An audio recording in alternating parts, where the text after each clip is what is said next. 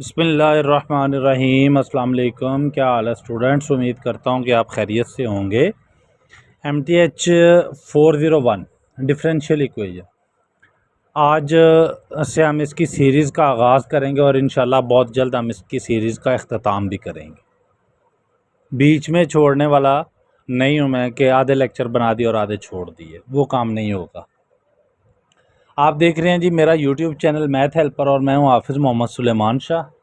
और इससे पहले मेरे चैनल के ऊपर आप लोगों को MTH 501 और MTH 404 दोनों की सीरीज़ मिलेगी, कंप्लीट सीरीज़, और उनके कुछ MCQs फाइल्स जो हैं वो मैंने सॉल्व भी की हुई हैं, वो भी आपको मिलेंगी। MTH 501 और 401 ये दोनों आपस में बहन भाई हैं। 401 और 501 एक दूसरे के मुकाबले में मुश्किल है, मतलब कि इतनी टफ़ हैं कि अगर आप समझ लें कि जी MTH 401 हमारी कंप्लीट हो गई तो 501 जो है ना वो अब शुक्र है जान छूटी 401 से, तो नहीं, नो, 401 से थोड़ी सी ज़्यादा ही है 501। लेकिन इंशाल्लाह मैंने जो लेक्चर्स 501 के बनाए हैं वो देखेंगे तो आपको मज़ा आएगा। उनमें सिर्फ इशू ये है कि जो फर्स्ट वाले लेक्चर्स होंगे ना मिड 15-16 तक, वो आपको जो है ना मोबाइल फ़ोन पे ले लें तो आपके लिए बेहतर होगा। अच्छा, उसके बाद 401 जो है ना, ये मैं इंशाल्लाह इसकी पूरी कंप्लीट सीरीज़ बनाऊंगा और इसके ये जो हैंड रिटन नोट्स हैं ये भी आपको फ्री ऑफ कॉस्ट मिलेंगे। डिस्क्रिप्शन में मेरा व्हाट्सएप नंबर और व्हाट्सएप ग्रुप का लिंक मौजूद होगा, वहाँ से आप मेरे साथ कांटेक्ट करके ये नोट्स फ्री ऑफ कॉस्ट हासिल कर सकते हैं। कोई चार्जेस नहीं है इनके, चार्जेस जस्ट इतने हैं कि आपने सब्सक्राइब करना है चैनल को और वीडियो को लाइक और शेयर ज़रूर किया करें, ताकि तमाम स्टूडेंट्स जो है ना पूरे पाकिस्तान बल्कि पूरे वर्ल्ड में जो स्टूडेंट्स हैं उन सब का फ़ायदा हो जाए। चलते हैं लेक्चर की तरफ। लेक्चर का स्टार्ट जो है ना वो सबसे पहले बैकग्राउंड का है, थोड़ा सा हमें रिव्यू देता है बैकग्राउंड में हमने क्या कुछ पढ़ा था। जैसे कि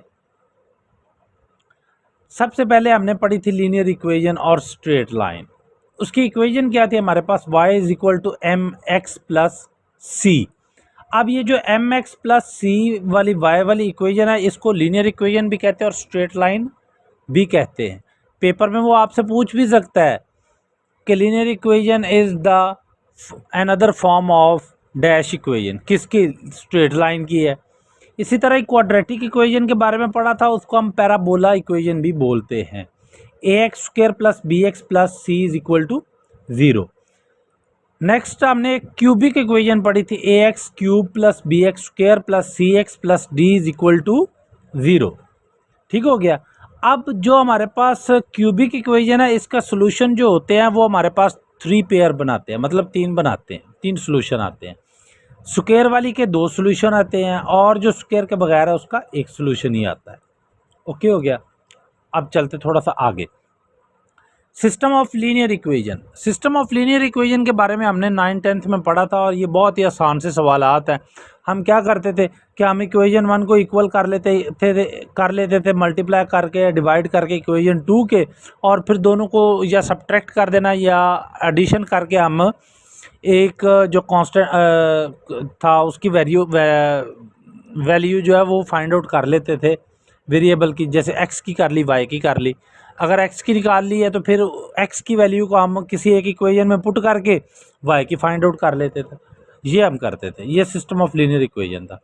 इसके बाद आया था डिफरेंशियल ऑपरेटर। डिफरेंशियल ऑपरेटर क्या है? dy/dx = 1/x। dx को हम दूसरी तरफ ले गए x वाली साइड पे, 1/x वाली साइड पे, तो हमारे पास dy = 1/x dx आ गया। अब हमने क्या किया, हमने दोनों तरफ इंटीग्रेट कर लिया दोनों तरफ। जब आपने इंटीग्रेट किया तो ये वाली जो चीज़ है ना 1/x, ये हमारे पास इक्वल होता है जनाबे वाला ln x के, लॉग नेचुरल लॉग x के इक्वल होता है हमारे पास। ठीक हो गया। तो हमने यहाँ पर सिंपल क्या किया कि यहाँ पे हमारे पास कोई भी नहीं है, वेरिएबल नहीं है, तो हमने क्या किया कि हमने 1 को कंसिडर कर लिया और 1 की integration with respect to y जो होगी वो हमारे पास y ही आंसर आता है, और c एज ए कांस्टेंट आ गया, और 1/x की इंटीग्रेशन जो है वो log ln x आती है। ओके जी, आगे चलते हैं। आगे आगे ये जो टॉपिक्स आए हैं ना, ये जो डेफिनेशंस आई हैं, ये आसान हैं बहुत, लेकिन समझने वाली हैं। इनको आपने ये नहीं समझना कि जी मुझे समझ आ गई है। पेपर में बहुत घुमा फिरा के देता है, और आती ज़रूर है, कंपलसरी हैं, लाजमी आएंगी। क्विज़ में आ जाए, पेपर में आ जाए, मिड में आ जाए, फाइनल में आ जाए, कहीं ना कहीं आपको ये डेफिनेशंस का सामना करना पड़ेगा। इसको ज़रा मैं आपको समझा देता हूँ। ये देखें, वो कहता है degree, what is degree? Highest power of differential equation is called degree. Highest power, ये हमारे पास इसकी हाईएस्ट पावर है, ठीक है। ये 2 जो है ना, ये 2, ये हमारे पास पावर नहीं है, ये याद रखना है, ये हमारे पास पावर नहीं है। पावर हमारे पास ये वाली है जिसको मैंने टिक कर दी है, ये पावर है। तो highest power of differential equation is called degree. ये EQ से मुराद जो है ना, ये वाला EQ, इससे मुराद इक्वेशन है। तो इस इक्वेशन की डिग्री हमारे पास क्या आई? 3 आ गई, ठीक है। अब आगे आ जाते हैं, आगे डेफिनेशन आती है ऑर्डर की। Highest derivative of differential equation is called order. Highest derivative, क्या बोला? Derivative, highest derivative. अब ज़रा आपने गौर करना है कि जो आपके पास ये वाली इक्वेशन थी, इसमें हाईएस्ट डेरिवेटिव कितना है? 2 है। यहाँ पर डेरिवेटिव 1 है, तो आपके पास हाईएस्ट डेरिवेटिव क्या आ गया? 2 आ गया ना, ठीक है। इसी तरह ही इस इक्वेशन में आ जाए तो यहाँ पर हाईएस्ट डेरिवेटिव जो है वो 2 है। डी की पावर 2y/dx का स्क्वायर आना था यहाँ पर, वो लिख लीजिएगा, ठीक हो गया। और dy/5 होल की पावर 3, ये पावर है और ये इसका ऑर्डर है, ठीक हो गया। तो इट हैज़ ऑर्डर 2, ये था जी।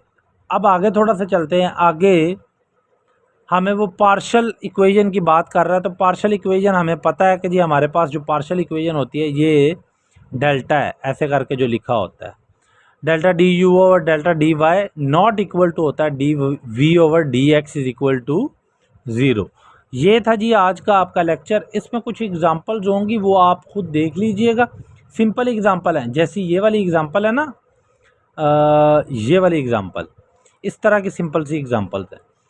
कोई इशू नहीं, अगर कोई इशू हो तो आप मुझसे व्हाट्सएप पे कांटेक्ट करके समझ सकते हैं, मैं आपको उनका सलूशन प्रोवाइड कर दूंगा। मिलते हैं जल्द ही नेक्स्ट लेक्चर के साथ, तब तक के लिए अल्लाह हाफिज़।